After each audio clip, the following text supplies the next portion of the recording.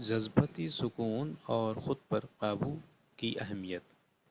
انسانی زندگی میں روزمرہ کے حالات اور واقعات ہمارے جذبات پر گہرا اثر ڈالتے ہیں۔ اکثر ہم اس طرح زندگی گزارتے ہیں جیسے ہمارا سکون اور خوشی مکمل طور پر بیرونی حالات پر منحصر ہو۔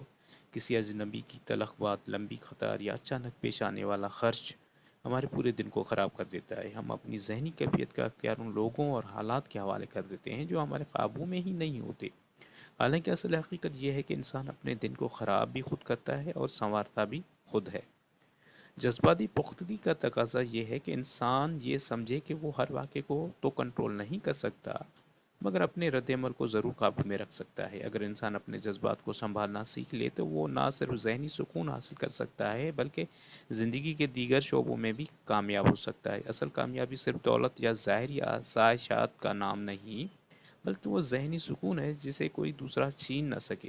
سب سے پہلی اور عام بات یہ ہے کہ انسان رد عمل دینے سے پہلے توقف کرنا سیکھے۔ کسی بھی منفی صورتحال میں فوراً رد عمل دینے کے بجائے چند لمحے رک کر سوچنا انسان کو بہتر فیصلہ کرنے میں مدد دیتا ہے۔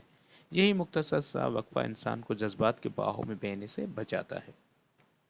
دوسری اہم بات یہ ہے کہ انسان دوسروں کی تنقید کو دل پر نہ لے۔ اکثر لوگ اپنی کمزوریوں اور عدم اعتماد کو دوسروں پر ظاہر کرتے ہیں، اس لیے ہر رائے کو اہمیت دینا ضروری نہیں۔ ہمیں چاہیے کہ ہم اپنی ترقی پر توجہ دیں اور غیر ضروری باتوں کو نظر انداز کریں۔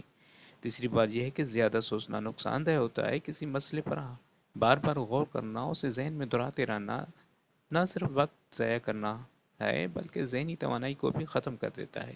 بہتر یہ ہے کہ مسئلے کو سمجھ کر اس کا حل نکالا جائے، پھر عملی قدم اٹھایا جائے۔ مزید یہ کہ جذباتی استحکام زندگی میں کامیابی کے لیے نہایت ضروری ہے۔ ایک غیر مستحکم ذہن نہ تو اچھے فیصلے کر سکتا ہے اور نہ ہی تعلقات کو برقرار رکھ سکتا ہے۔